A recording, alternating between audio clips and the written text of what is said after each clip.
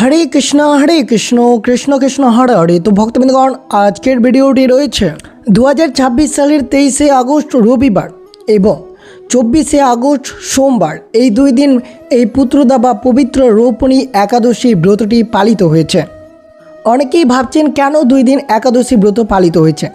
ক্যালেন্ডারের দিক তাকালেই দেখা যাচ্ছে একাদশী পড়েছে দুই দিন, 23শে আগস্ট এবং 24শে আগস্ট। এখন সাধারণ মানুষ ভুল হিসেবে আপনার মনে প্রশ্ন জাগতেই পারেন, আমি কোন দিন ব্রত করব, 23 তারিখে নাকি 24 তারিখে? ভুল দিনে ব্রত রাখলে কি ক্ষতি হতে পারে, শাস্ত্র কি বলছে? শাস্ত্র মতে তিথি কখনো কখনো তার নির্দিষ্ট সময়ের আগে শুরু হয় বা পরে শেষ হয়, একে বলা হয় তিথির হ্রাস বা বৃদ্ধি।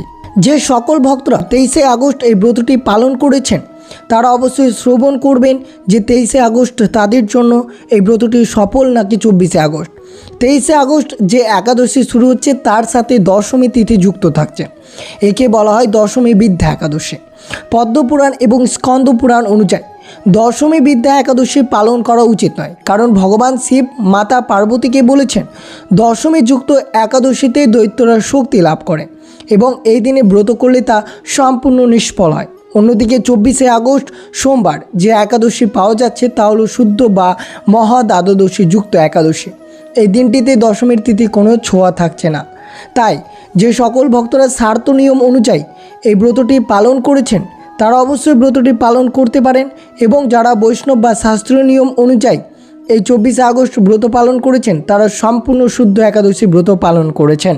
তো আজকের এই ভিডিওটির মেন টপিক হচ্ছে যে আজ আমরা শ্রবণ করব এই পুত্রদা বা পবিত্র রোপণী একাদশীর ব্রত কথাটি। আপনাদের সবাইকে পবিত্র একাদশীর ব্রতের অনেক শুভেচ্ছা। আশা করি ভগবান শ্রীহরির কৃপায় আপনারা সকলেই সুস্থ আছেন এবং ভক্তিপথে এগিয়ে চলেছেন। বন্ধুরা, শাস্ত্রে বলা আছে একাদশী ব্রত পালন করলে যে পুণ্য লাভ হয় তার সমান পুণ্য হাজার অশ্বমেধ যজ্ঞ করেও পাওয়া যায় না। কিন্তু আপনি কি জানেন, শুধু উপবাস থাকলেই ব্রত সম্পূর্ণ হয় না, ব্রত সম্পূর্ণ হয় ভক্তি ভরে ব্রতকথা শ্রবণের মাধ্যমে। আজ আমরা যে পুত্রদা একাদশীর ব্রতকথা শোনাতে যাচ্ছি তা স্বয়ং ভগবান শ্রীকৃষ্ণ মহারাজ যুধিষ্ঠিরকে শুনিয়েছিলেন। এই কথা শ্রবণ করলে জীবনের কঠিন থেকে কঠিনতম বাধা দূর হয়ে যায়। আপনার জীবনে কি এমন কোনো শূন্যতা আছে? হয়তো আপনি অনেক চেষ্টা করেছেন কিন্তু সাফল্যের দেখা পাচ্ছেন না, অথবা সংসারের শান্তি বিঘ্নিত হচ্ছে, তাহলে আজকের এই ব্রতকথাটি শুধুমাত্র আপনার জন্য। আজ আমরা জানব কিভাবে একজন হতাশ রাজা, যিনি জীবনে সব আশা ছেড়ে দিয়েছিলেন, শুধুমাত্র এই একটি ব্রতের প্রভাবে তার হারানো সব কিছু ফিরে পেয়েছিলেন। ব্রতকথা শোনার একটি নিয়ম আছে। এই কথা শোনার সময় সাংসারিক সমস্ত চিন্তা কিছুক্ষণের জন্য ভুলে যান। আমি অনুরোধ করব আগামী কয়েক মিনিট ভিডিও স্কিপ না করে সম্পূর্ণ মনোযোগ দিয়ে শুনুন। আপনার হাতের কাজগুলো করতে করতে শুনতে পারেন, কিন্তু মনটা শ্রীহরির চরণে রাখুন। আর হ্যাঁ, ব্রতকথা শুরু করার আগেই কমেন্ট বক্সে একবার ভক্তি ভরে লিখে দিন জয় শ্রীহরি বা হরে কৃষ্ণ। তো অবশ্যই ভিডিওটি আপনারা শুরু থেকে শেষ পর্যন্ত ভক্তি সহকারে শ্রবণ করবেন। আর চ্যানেলে নতুন হয়ে থাকলে দয়া করে চ্যানেলটিকে সাবস্ক্রাইব করবেন, লাইক করবেন, আর অবশ্যই কমেন্টে ভক্তি ভালোবাসা শ্রদ্ধা দিয়ে জয় শ্রীকৃষ্ণের জয় লিখে দিতে ভুলবেন না এই শুভ দিনটিতে। অবশ্যই ভিডিওটি আপনারা শুরু থেকে শেষ পর্যন্ত এই ব্রতকথাটি শ্রবণ করুন। শ্রবণ করা যাক শ্রাবণ মাসের পবিত্র পুত্রদা একাদশীর ব্রতকথাটি। প্রাচীনকালে ভদ্রাবতী নামে এক সুবিশাল নগরী ছিল। সেই নগরী যেন মর্তের বুকে এক টুকরো স্বর্গ। সেই রাজ্যের অধিপতি ছিলেন মহারাজ সুকেতুমান। তার রাজকোষ মণিমুক্ত আর স্বর্ণা মুদ্রার কোনো অভাব ছিল না। তার হস্তিশালায় ছিল হাজার হাজার রণহস্তি আর অশ্বশালায় সেরা জাতের ঘোড়া। মহারাজ এত ন্যায়পরায়ণ ছিলেন যে প্রজারা তাকে সাক্ষাৎ দেবতার মতো ভক্তি করত। কিন্তু বাইরের এই চোখ ধাঁধানো রূপের আড়ালে রাজপ্রাসাদের অন্দরমহলে লুকিয়ে ছিল এক গভীর অন্ধকার।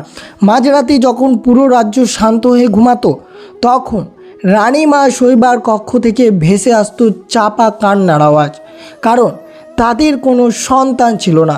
রানীমা দিনরাত দেবতাদের চরণে মাথা কুটতেন, কিন্তু কোল জুড়ে কোনো সন্তান আসতো না। চারদিকে এত কোলাহল, এত স্তুতি, সব কিছু রাজার কাছে শ্মশানের নিস্তব্ধতার মতো মনে হতো। মহারাজ সুকেতুমানের রাতের ঘুম উড়ে গেল। তিনি চোখ বন্ধ করলেই যেন দেখতে পেতেন তার প্রীত পুরুষরা তৃষ্ণায় হাহাকার করছেন। সনাতন ধর্মে বলা হয়েছে, পুত্র না থাকলে প্রীত পুরুষেরা পিণ্ডদান বা জল গ্রহণ করতে পারেন না। রাজা ভাবতেন, আমার মৃত্যুর পর এই বিশাল বংশের প্রদীপ চিরতরে নিভে যাবে। আমার পূর্বপুরুষদের কে জল তর্পণ করবে? এই সুবিশাল সাম্রাজ্যের সিংহাসন কে বসবে? এই নিদারুণ মানসিক যন্ত্রণায় রাজার কাছে রাজকীয় খাবার বিষের মতো লাগতে শুরু করলো। মন্ত্রীদের কোনো কথাই তার কানে পৌঁছাতো না। অবশেষে নিজের জীবনের প্রতি চরম বিত্তসিদ্ধ হয়ে রাজা এক ভয়ঙ্কর সিদ্ধান্ত নিলেন। একদিন গভীর রাতে মহারাজ সুকেতুমান তার রাজকীয় রেশমি বস্ত্র এবং মাথার মুকুট খুলে রাখলেন। কোনো সেনাপতি রক্ষীকে কিছু না জানিয়ে সাধারণ মানুষের পোশাকে একটি অশ্বে আরোহণ করে তিনি প্রাসাদ ছাড়লেন। ছুটতে ছুটতে তিনি পার হলেন লোকালয়, পার হলেন প্রান্তর। এরপর তিনি এসে পৌঁছালেন এক গহীন, অভেদ্য এবং ভয়াল অরণ্যে। সেই অরণ্যের গাছগুলো এতই ঘন যে সেখানে সূর্যের আলো মাটি স্পর্শ করতে পারে না। দিনের বেলাতেই সেখানে ঘুটঘুটে অন্ধকার। চারদিকে শোনা যাচ্ছে শুধু হিংস্র বাঘ, সিংহ আর বর্ণবরাহের গগন বিদারী গর্জন। কিন্তু রাজার মনে তখন এতই আগুন জ্বলছে যে কোনো বন্যজন্তুর ভয় তাকে আটকাতে পারল না। তিনি দিকশূন্য হয়ে বনের গভীরে হাঁটতে লাগলো। হাঁটতে হাঁটতে দুপুর গড়িয়ে বিকেল হলো। ক্ষুধায় আর প্রবল তৃষ্ণায় রাজার প্রাণ ওষ্ঠাগত। বনের কাঁটায় তার শরীর ছিন্ন ভিন্ন হয়ে রক্ত ঝরছে। চরম দুর্বলতা রাজা একটি বিশাল বটগাছের নিচে লুটিয়ে পড়লেন। তার মনে হলো, আর তো পারছি না, এই জীবনে আর কোনো মূল্য নেই, আমি এই বনে নিজে প্রাণ বিসর্জন দেব। কিন্তু ঠিক সেই মুহূর্তেই তার শাস্ত্রের একটি সতর্ক বাণী মনে পড়ল। আত্মহত্যা হলো ব্রহ্মহত্যার চেয়ে বড় পাপ। এই পাপ করলেই মানুষের আত্মাকে অনন্তকাল ধরে নরকে পৌঁছতে হয়। কষ্ট তো কমেই না, বরং বহুগুণ বেড়ে যায়। রাজা শিহরিত হলেন। তিনি বুঝলেন তাকে বাঁচাতে হবে। তিনি ঈশ্বরকে স্মরণ কাঁপা কাঁপা পায়ে আবার জলের সন্ধানে এগোতে লাগলেন। কিছুক্ষণ এগোতেই বনের হাওয়া যেন পাল্টে গেল। কানে এলো সুমধু পাখির ডাক। রাজা দেখলেন বনের ঠিক মাঝখানে এক বিশাল স্ফটকের মতো পরিষ্কার জল সরোবর। সেই সরোবর ভর্তি আছে হাজার হাজার শ্বেতপদ্ম আর লাল পদ্ম। আর সেই সরোবরের পবিত্র তীরে আশ্রম তৈরি করে বসে আছেন কয়েকজন তেজস্বী মুনি ঋষি। তাদের শরীর থেকে যেন সূর্যের মতো এক দিব্য জ্যোতি ঠিকরে বের হচ্ছে। রাজা সুকেতুমান বুঝতে পারলেন এরা সাধারণ কেউ নয়। তিনি ছুটে গেলেন সেই মুনিদের চরণ স্পর্শ করে ষষ্ঠাঙ্গে প্রণাম করলেন। এরা ছিলেন স্বয়ং বিশ্বদেব মুনিগণ। রাজার এমন করুণ অবস্থা দেখে মুনিরা অবাক হয়ে জিজ্ঞাসা করলেন, মহারাজ, আপনার চেহারা রাজকীয় তেজ, অথচ পরনে ছিন্ন ভিন্ন বস্ত্র কেন? আপনার কিসের এত দুঃখ? রাজা তখন হাত জড়ো করে তার নিঃসন্তান হওয়ার সমস্ত যন্ত্রণার কথা খুলে বললেন। সব শুনে মুনিরা হাসি মুখে বললেন, হে রাজন, আর কাঁদবেন না, আপনার দুঃখের দিন শেষ। আজ থেকে ঠিক 5 দিন পরে হলো শ্রাবণ মাসের পবিত্র পুত্রদা একাদশী। আপনি আপনার রাজ্যে ফিরে যান এবং মহারানীকে নিয়ে সম্পূর্ণ শুদ্ধ মনে উপবাস থেকে শ্রীহরির আরাধনা করে এই ব্রত পালন করুন। শ্রীহরির কৃপায় আপনার ঘরে অতি শীঘ্রই এক গুণবান পুত্রের জন্ম হবে। রাজা এই কথা শুনে আনন্দ আত্মহারা হয়ে গেলেন। তিনি রাজ্যে ফিরে রানী শৈবকে সব জানালেন। এরপর নির্দিষ্ট দিনে তারা দুইজনে নির্জল উপবাস থেকে রাত জেগে শ্রীহরির পুজো করলেন। এই ব্রতের এমন মহিমা যে কিছুকাল পরেই রানী গর্ভবতী হলেন এবং এক পরম সুন্দর বীর ও ধার্মিক পুত্রের জন্ম দিলেন। যে ভক্ত এই পবিত্র ব্রতকথা ভক্তি ভরে শ্রবণ করেন তার জীবনে সমস্ত শূন্যতা ভগবান শ্রীহরি এইভাবে পূর্ণ করে দেন। তো অবশ্যই আপনারা শ্রবণ করলেন এই পুত্রদা একাদশীর ব্রতকথাটি। আর অবশ্যই সকলেই শ্রবণ করুন এই পুত্রদা একাদশীর পালন কখন করবেন। যে সকল ভক্তরা 23শে আগস্ট রবিবার এই পুত্রদা একাদশীর ব্রতটি পালন করেছেন তারা কখন পালন করবেন, আর যারা 24শে আগস্ট সোমবার এই পুত্রদা একাদশীর ব্রত পালন করেছেন তারা কবে পালন করবেন। 23শে আগস্ট রবিবার যে সকল ভক্ত পুত্রদা একাদশীর ব্রতটি পালন করেছেন তারা 24শে আগস্ট সোমবার এই একাদশীর পালন করতে হবে। পালনের সময় রয়েছে সকাল 5টা 38 থেকে 6টা 52 মধ্যে। এবং যে সকল ভক্তরা 24শে আগস্ট সোমবার এই পবিত্র রোপণী বা পুত্রদা একাদশীর ব্রতটি পালন করেছেন তারা ঠিক পরের দিন অর্থাৎ 25শে আগস্ট মঙ্গলবার এই ব্রতের পালন করতে হবে। পালনের সময় রয়েছে সকাল 5টা 17 থেকে 6টা 23 মধ্যে আপনাদেরকে এই পুত্রদা একাদশীর ব্রতের পালন করতে হবে। আর অবশ্যই আপনারা শ্রবণ করবেন এই পবিত্র রোপণী বা পুত্রদা একাদশীর দিন কিভাবে এই একাদশীর ব্রত পালন করতে হয়। প্রথমত মনে রাখবেন, সূর্যোদয়ের আগে থেকে উঠে স্নান করে শুদ্ধ এবং পরিষ্কার বস্ত্র পরিধান করতে হবে। ঠাকুরঘরের সামনে দাঁড়িয়ে ভগবান শ্রীহরির স্মরণ করে সারাদিন নিষ্ঠার সাথে ব্রত পালনের সংকল্প গ্রহণ করবেন। এরপর ভগবান বিষ্ণু বা বালগোপালের মূর্তিতে চন্দন, ফুল, ধূপ এবং দীপ অর্পণ করে পুজো সম্পন্ন করবেন।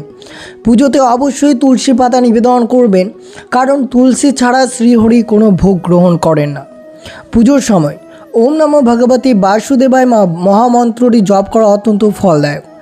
সামর্থ্য থাকলে এই দিন অবশ্যই নির্জলা বা জল ছাড়া স্বামী স্ত্রী উভয় ব্রতটি পালন করবেন, যেটি সর্বোত্তম। শারীরিক দুর্বলতা থাকলে জল, দুধ, ফল এবং সাবুদানা বা আলু সেদ্ধ গ্রহণ করা যেতে পারে।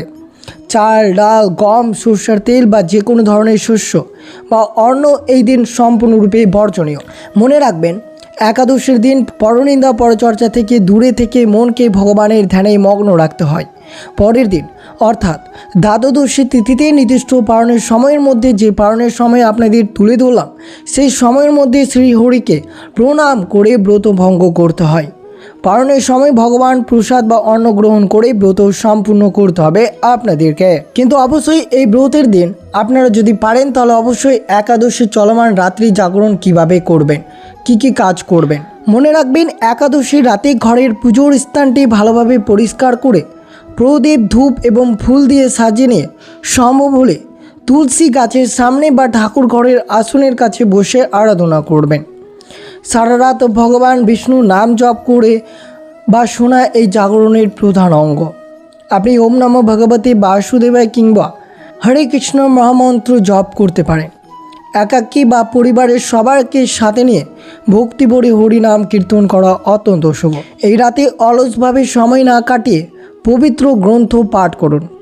শ্রীমদ্ ভগবদ গীতা, শ্রীমদ্ ভগবত বিষ্ণু সহস্রনাম অথবা শ্রীহরির বিভিন্ন লীলার কথা পাঠ বা শ্রবণ করতে পারেন। রাত্রি জাগরণের মূল উদ্দেশ্য হলো মনকে জাগিয়ে তোলা এবং অন্তরের অন্ধকার দূর করা।